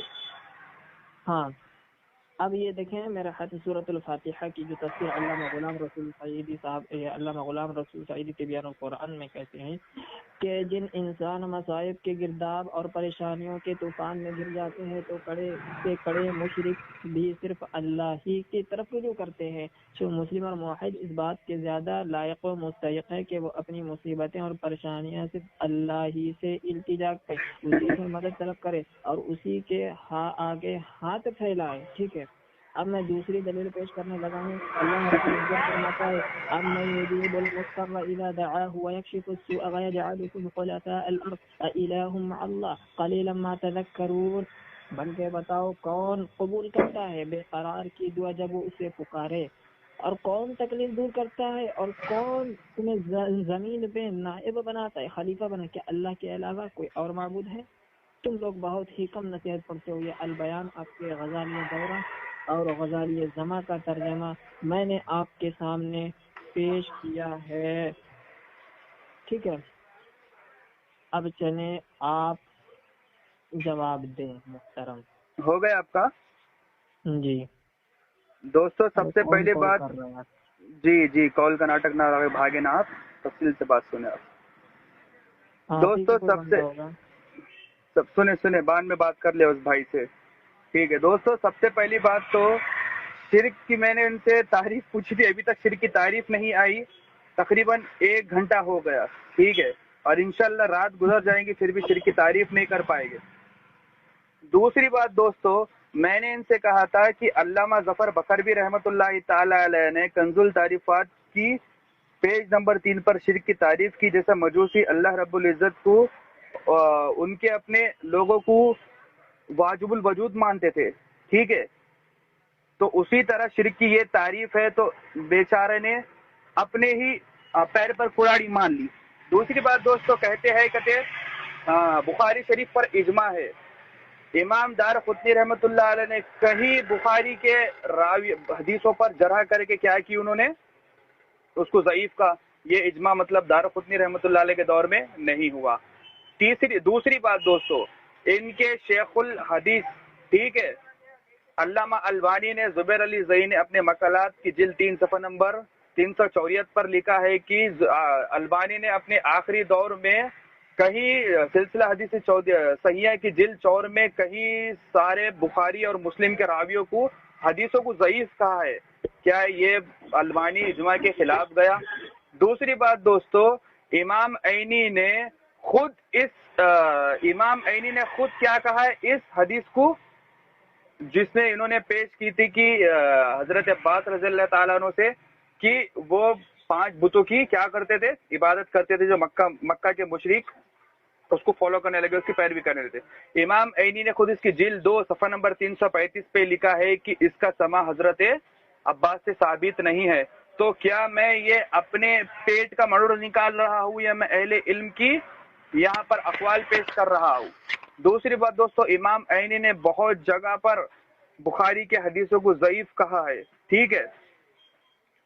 تو دوستو سب سے پہلی بات ان کو چاہیے تھا کہ یہ اجماع پیش کرے قرآن حدیث سے، کیونکہ یہ ہے غیر مقلد، کسی کی تقلید نہیں کرتے، لہٰذا ان کا یہ کام تھا کہ یہ پہلے کوئی قرآن کی آیت پڑھتے کہ بخاری شریف پر اجماع ہے، یا کوئی حدیث پڑھتے کہ نبی علیہ الصلوۃ والسلام فرمائے کہ 256 ہجری میں ایک میرا شہیدہ بخاری آئے گا جس کی وفات 256 میں ہوگی، اور اس کی کتاب پر سب اتفاق کر لینا کیونکہ اس میں سب صحیح حدیث ہے۔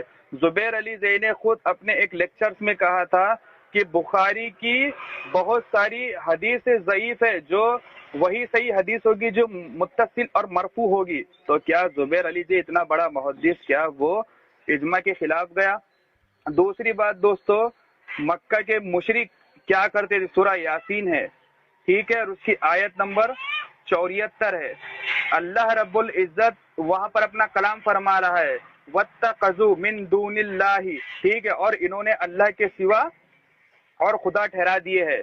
تو ان لوگوں نے سورہ یاسین کی آیت نمبر 74 سے واضح ہو گیا کہ وہ 2 خدا ٹھہراتے تھے، ٹھیک ہے، اگر مکہ کے مشرک اگر صرف ایک اللہ پہ ایمان رکھتے تھے، نبی علیہ الصلوۃ والسلام کی شریعت پر انہوں نے تصدیق کر لی تھی، تو پھر اللہ رب العزت نے انہیں مشرک کیوں کہا؟ آخر وجہ کیا تھی اس کو مشرک کہنے کی اللہ رب العزت کی؟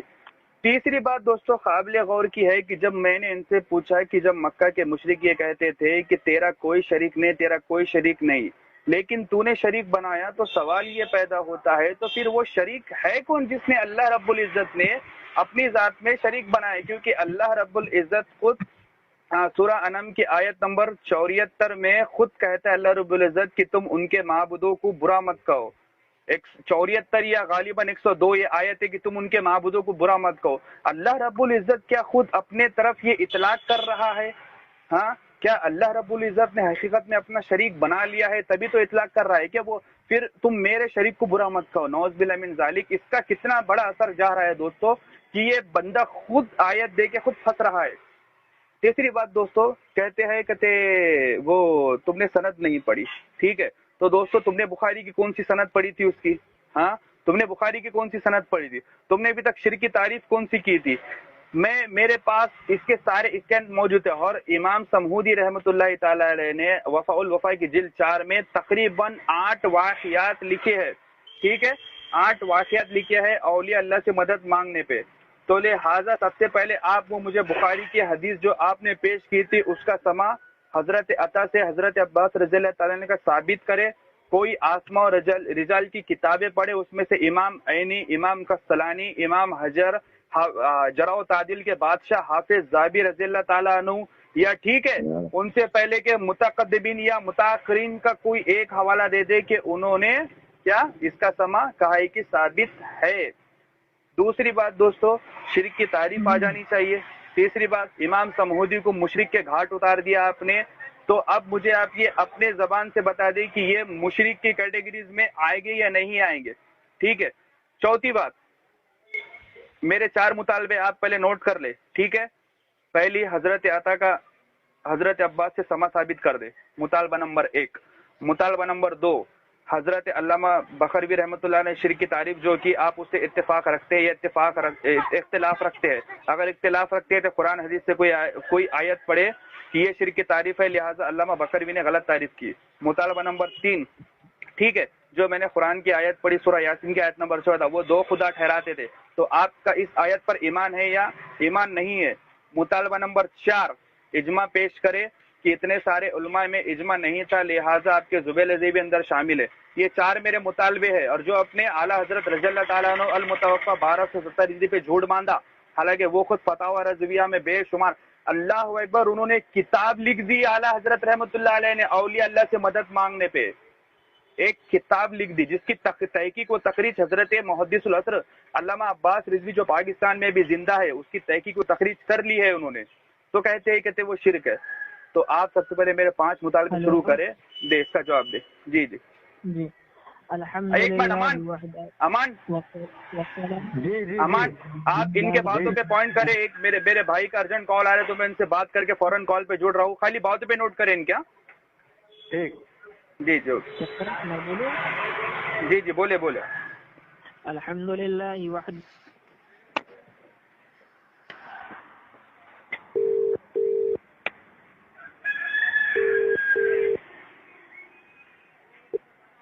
ہیلو بھائی کہاں ہوں؟ کتنے فتوے ہوئے؟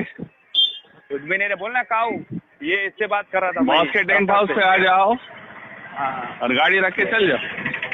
ابے تو پھر میرے کو یہاں چھوڑ دینا، وہاں سے پیدل ہوں میں، کہاں سے؟ ٹھیک ہے جلدی چل، ٹھیک ہے آ رہا رکھ۔ آپ کے پیر کرم بھکتی جو آپ کے معتبر و مستند علماء جید علماء کرام ان سے ثابت کی ہے، ٹھیک ہے۔ اور آپ نے آپ کے مطالعات میں جو عقیدہ میں قیاس بھی ہے، قرآن بھی ہے، حدیث بھی ہے، اجماع بھی ہے، قیاس بھی ہے، ٹھیک ہے۔ یہ جو قیاس ہے اس کا حجت ہونا آپ اپنی کتاب سے ثابت کر لیں، جبکہ میں نے آپ سے نعیم الدین مراد آبادی اور اعلیٰ حضرت کو قول پیش کیا تھا کہ ضمنیات جو ہے عقیدہ میں ضمنیات کا اعتبار نہیں کیا جائے گا، ضمنیات کو لات مار کے بھگا دیا جائے گا، کیونکہ آپ کے نزدیک خبر واحد عقیدے میں حجت نہیں ہے۔ اچھا، تیسری بات یہ کہتے ہیں کہ صحیح بخاری کی حدیث پر اجماع ہے اور زبیر علی زیر مولن اتنے بڑے تجاہل عارفانہ کا کام لیا ہے محترم نے کہ صحیح بخاری کی جو سند سے اٹیچ وہ روایت شیخ زبیر رحمہ اللہ نے ضعیف نہیں کہی، بلکہ اس کے صحیح بخاری میں کئی سارے الگ سے مطلب یہ قول نقل کیے گئے ہیں کہ شواہد بولتے ہیں مطابعت، اس سند سے نہیں ہے۔ مثال کے طور پر عطا ابن ابی رباح رحمہ اللہ کا قول ہے ربانی ہے۔ جی سنیں حضرت، تو وہ اس کو بھی احناف کے سامنے جب پیش کیا جاتا ہے وہ کہتے ہیں ضعیف ہے۔ تو اور طلاق ثلاثہ میں بھی اگر یہ کوئی طلاق ثلاثہ میں بھی ایسی روایت مل جائے گی آپ کو جو سند سے اٹیچ نہیں ہوتے لیکن ہم اس کو ضعیف کہتے ہیں، ٹھیک ہے۔ تو بخاری کی جو سند سے روایت ہے اس کو کسی بھی ہمارے قاضی نے یہ نہیں کہا کہ وہ ضعیف روایت ہے، ایک بھوت آتی یہ مکاری ہے۔ اور میں نے کہا تھا اصح الکتب بعد کتاب اللہ کی کتاب کے بعد سب سے بہترین کتاب آپ کو اکابر کہتے رہیں۔ آج کو کیا وجہ ہو گئی کہ آپ اپنے اکابر سے اختلاف کر رہے ہیں؟ بھائی آپ آج اتنے بڑے جید علماء مفتیان کرام سے بات ہوتی کہتے ہیں کہ صحیح بخاری پر ایسی حدیث پیش کریں، صحیح بخاری سے دلیل پیش کروں گا، ایسی دلیل پیش کروں گا جس پر کوئی جرح موجود نہیں، آج تک تو آپ کے علماء کرام کر کے رفع الیدین ثابت کروں گا وغیرہ وغیرہ ثابت کروں جس پر کوئی جرح نہیں، اجماع ہے، اور آج آپ اپنے اکابر سے اجماع دے رہے ہیں۔ مجھے کہتے ہیں علامہ عینی حنفی رحمہ اللہ نے جرح کی ہے۔ علامہ عینی حنفی کی آپ ہر جرح کو مانتے؟ بالکل نہیں مانتے۔ عمدۃ القاری اٹھائیں، اسی لیے کہ جو آپ لوگ دلیل پیش کرتے ہیں حضرت عمر بن مصطفیٰ سے، اس میں خود علامہ عینی حنفی رحمہ اللہ نے آمش پر پوری وضاحت کر کے آپ نہیں مانتے تو اس جگہ مانتے ہیں۔ یہ یہودیوں والا کیا طریقہ ہے؟ فتؤمنون ببعض الکتاب وتکفرون ببعض، آدھے پر ایمان لایا اور آدھے کا انکار کر دیا۔ اچھا، یہ کہتے ہیں کہ میں نے پیر کرم صاحب حیدری صاحب کی تفسیر پیش کی تھی اور اس میں صحیح مسلم کے حوالے سے میں نے آپ کے سامنے پیش کیا تھا کہ جو وما یؤمن اکثرهم باللہ الا وهم مشرکون، اس آیت کریمہ کے تحت آپ کے پیر کرم شاہ بھیروی صاحب نے جو یہ کہا تھا کہ مشرکین مکہ تلبیہ کہا کرتے تھے اے اللہ تیرا کوئی شریک نہیں، مگر جس کو تو نے شریک بنایا، تو یہ کہتے ہیں آپ نے ہی کفر کے گھاٹ میں اتر گئے، اللہ نے کس کو شریک بنایا؟ اور اللہ کے بندے اللہ نے کہا تھا کہ اللہ نے شریک بنایا، بلکہ تو مشرکین مکہ کا عقیدہ ہے، مشرکین مکہ کہہ رہے ہیں، یہ کہہ رہا کہ اللہ کہہ رہا، پھر انہوں نے جھوٹ باندھا، انہوں نے کہا کہ اللہ نے کب کہا معاذ اللہ کہ اللہ نے شریک بنایا؟ اللہ نے نہیں کہا، میں نے کہا مشرکین مکہ نے کہا، مشرکین مکہ نے کہا کہ اللہ نے شریک بنایا، اور اس شریک کا بھی مالک وہی ہے۔ تو آج کا بریلوی حضرت آیت کا جواب نہیں دیا، والذین تدعون من دونہ ما یملکون من قطمیر، خالق سمجھ کر نہیں پکارتے تھے، مخلوق سمجھ کر پکارتے تھے۔ دلیل انہوں نے پیش کی، قرآن کہتے ہیں دو خدا کو مانتے ہوئے آپ کا قرآن پر ایمان نہیں، قرآن تو کہہ رہا والا انسالتا من خلقهم لیقولن اللہ، ایک جگہ کہہ رہا، دوسری جگہ کہہ رہا والا انسالتا من خلق السماوات والارض لیقولن اللہ، تیسری جگہ کہہ رہا والا انسالتا من خلق السماوات والارض وسخر الشمس والقمر لیقولن اللہ، اللہ ہے جو ربوبیت کا اقرار کر رہے لیکن اولوہیت میں شرک کر رہے، پکار رہے ہیں۔ یہ تو وہی حد ہو گیا جو آپ حضرات کا، ما نعبدہم، ہم ان کی عبادت نہیں کرتے الا لیقربونا الی اللہ زلفی، تو ہمیں اللہ سے قریب کرتے ہیں، ٹھیک ہے۔ تو یہ بات تھی، اور میں نے آیت کریمہ کہ اللہ رب العزت فرماتا ہے اب میں یجیب المضطر اذا دعاه ويكشف السوء ويجعلكم خلفاء، ہو گیا، آپ تھوڑا تھوڑا کر دے۔ قلیلا ما تذکرون۔ باسط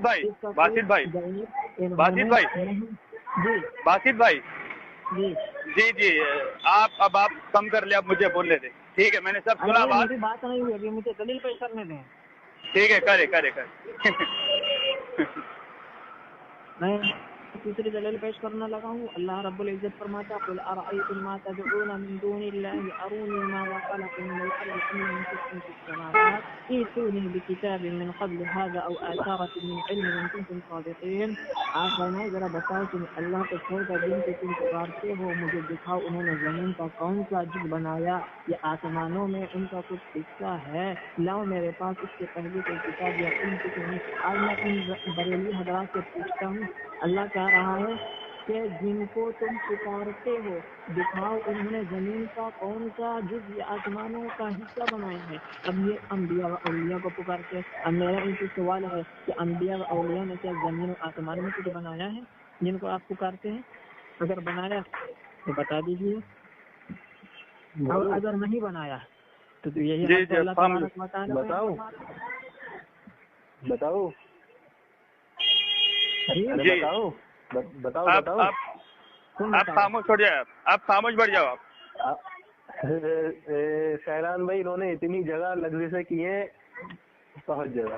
ارے بھائی ٹھیک ہے مجھے بولنے دے، تو آپ ہضم نہیں کر پا رہے ہیں، مجھے بولنے دے، خاموش رہے. ہضم نہیں کر پا رہے ہیں، بیچ میں پٹائی کس کی ہو رہی ہے؟ خاموش بیٹھے، خاموش بیٹھے بھائی، خاموش شہران بیٹھے. بھائی انہوں نے سورہ کاف کی آیت نمبر 54 پیش کی اور اس میں امام قرطبی لکھتے ہیں، ان کی تفسیر میں امام قرطبی لکھتے ہیں ان سے مراد بت ہیں. اللہ کے بندے، میں نے کہا یہ ان معبودوں کی طرف بھی لوٹتی ہے جو انبیاء ہو، ٹھیک ہے، خاموش رہے، خاموش رہے، کیوں کہہ رہے ہو؟ امام قرطبی خاموش رہے، خاموش رہے. امان امان امان انبیاء بھی ہے، اولیاء بھی ہے، اور میں نے نور العرفان کا بھی حوالہ پیش کیا. امان امان. بت کو کہاں لے کے جاؤں گے اب؟ ٹھیک ہے.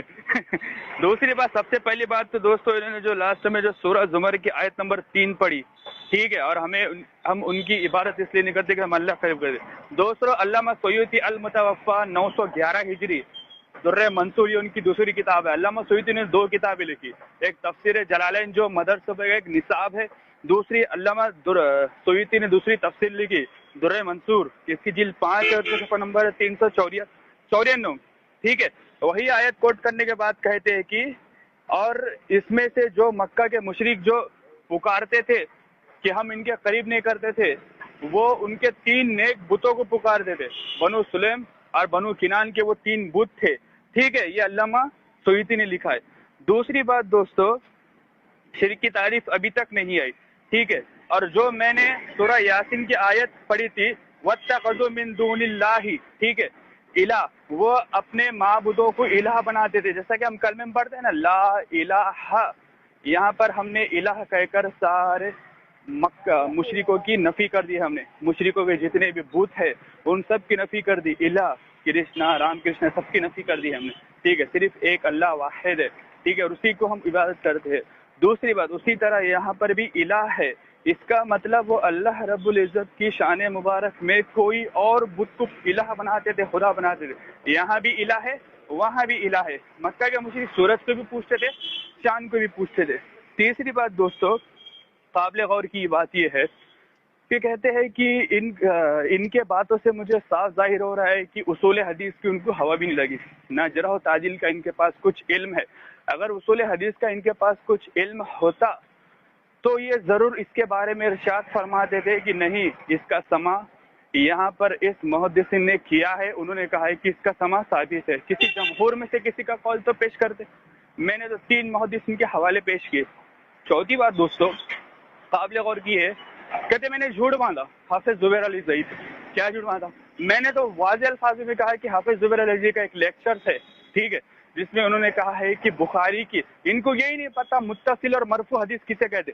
میرے بھائی، مرفوع حدیث اسے کہتے ہیں جو نبی علیہ الصلوۃ والسلام کے زبان مبارک کے الفاظ نکلے ہوئے، اسے مرفوع کہتے ہیں. ٹھیک ہے، تو وہ جو لگاتار جو صحابہ کرام جو بیان کرتے، وہ مرفوع متصل حدیث کو زبیر علی زئی نے کہا ہے کہ اس میں شک کی گنجائش نہیں کی جاتی. بخاری میں، ہاں بخاری میں بعض جگہ جو ایسے قول ہے تابعی کے صحابی کے، اس میں ضعیف کی گنجائش موجود ہے. دوسری بات دوستو، انہوں نے کہا ہے کہ اپنے اکابر سے آگے نکل کے چلے گئے، بہت بڑے محدث بن رہے. میرے اکابر حضرت علامہ عباس رضوی دامت برکاتہم العالیہ، جو پاکستان میں ابھی حیات ہے، انہوں نے ایک کتاب لکھی ہے 5 بت کے پیج نمبر 46 پر انہوں نے یہی ذرا موجود کی ہے کہ حضرت، آپ کو تو حضرت عطا ہی نہیں معلوم، حضرت خراسان الگ ہے میرے بھائی، اور حضرت عطا بن ربا الگ ہے. حضرت عطا بن ربا یہ امام ابو حنیفہ رضی اللہ تعالیٰ عنہ کے دور مبارک کے ہے، ٹھیک ہے، جو تابعی ہے. اور حضرت خراسان یہ الگ ہے. ہو سکتا ہے امام بخاری نے حضرت خراسان کو حضرت عطا بن ربا رضی اللہ تعالیٰ عنہ سمجھ کر انہوں نے سے حدیث لا لی ہو، لیکن ہو سکتا ہے ہم کہتے ہیں کہ امام بخاری سے چوک ہو گئی، غلطی ہو گئی، ٹھیک ہے، جس کی اہل علم نے بعد میں اس کی تصریحات پیش کی. اسی طرح حضرت علامہ عباس رضوی محدث دامت برکاتہم العالیہ نے 5 بت ایک کتاب لکھی، اس کے پیج نمبر 47 پہ انہوں نے یہی ذرا نقل کی ہے کہ یہ حضرت عطا بن ربا نہیں ہے بلکہ حضرت خراسان ہے، یہ الگ ہے، اور ان کا سماع حضرت عباس سے ثابت نہیں ہے. ٹھیک ہے، تو لہٰذا اس کے بارے میں آپ سب سے پہلے دلیل پیش کریں. اور متن بھی دوستو اس کا پورا من گھڑت ہے کہ اتنے سال تک وہ بت باقی رہے کیسا. ہاں، کیا پلاسٹر پیرس سے بنے والے بت تھے وہ؟ ہاں جو باقی تھے، ٹھیک ہے، یا گرنی کا پتھر آتا ہے کہ اس سے بنے والے بت تھے جو اتنے سال سے باقی تھے. تیسری بات دوستو، میں نے کہا تھا شرک کی تعریف حضرت علامہ بخروی نے کنز التعریفات کے پیج نمبر 3 پر کر دی ہے، جیسے کہ مجوسیہ جو مانتے تھے واجب الوجود ان کو، ٹھیک ہے، تو وہ شرک کی تعریف پر ان کوئی نہیں گئے. تیسری بات کہتے میں نے اللہ کا نام نہیں لیا، میں نے مکہ کے مشرک کا نام لیا کہ وہ پکارتے تھے ہم شریک، تو نے جس کو بنایا وہ شریک ہے. تو سوال یہ پیدا ہوتا ہے اگر مکہ کے مشرک اگر صرف اللہ کو ایک مانتے تھے تو پھر وہ بار بار یہ جملہ کیوں کہتے تھے کہ اللہ تو نے جس کو شریک بنایا؟ تو پھر وہ مکہ کے مشرک شریک کس کو مانتے تھے؟ ہاں سوال یہ پیدا ہوتا ہے نا کہ وہ کس کو شریک مانتے تھے. تو اس کی طرف بیچارہ آیا ہی نہیں. تو میں نے کتنے مطالبے کرے تھے؟ 4 مطالبے کرے تھے. 4 مطالبے سے ایک جواب نہیں آیا. الحمدللہ میں نے ان کے سارے جواب دے دیا. انشاءاللہ جب ریکارڈنگ ڈالوں گا واٹس ایپ پر تو سب لوگ سنیں گے، ٹھیک ہے. حضرت عطا کا جواب نہیں آیا، اصول حدیث کا علم ہوگا تو دے گے جواب باسط بھائی. دوسری بات، شرک کی تعریف کا ابھی بھی اصول نہیں آیا. اعلیٰ حضرت نے خود ایک کتاب لکھے والی ہے اولیاء اللہ سے مدد مانگنے پہ، ٹھیک ہے، اس کا بھی جواب نہیں آیا. تیسری بات، آپ میرے ان سب چیزوں کے مطالبہ جو میں نے آپ سے کیا ہے وہ آپ پہلے پورا کریں، ٹھیک ہے. اور آپ نے جو ابھی آیتیں پڑھی تھی سورہ زمر کی آیت نمبر 3، میں نے تفسیر سے اس کا حوالہ دیا، ٹھیک ہے، کہ ان میں کون مراد ہے. چوتھی بات دوستو، قابل غور کی بات یہ ہے کہ مکہ کے مشرک بتوں کو پوچھتے تھے، عبادت کرتے تھے، ٹھیک ہے، اور اللہ رب العزت کی اللہ کو چھوڑ کے اس کی ہر مخلوق سے استعانت مانگنا شرک ہے. ما فوق الاسباب، ٹھیک ہے، ما تحتل کے تو اختلاف نہیں ہے نا، ان کو ما فوقل پر اختلاف ہے.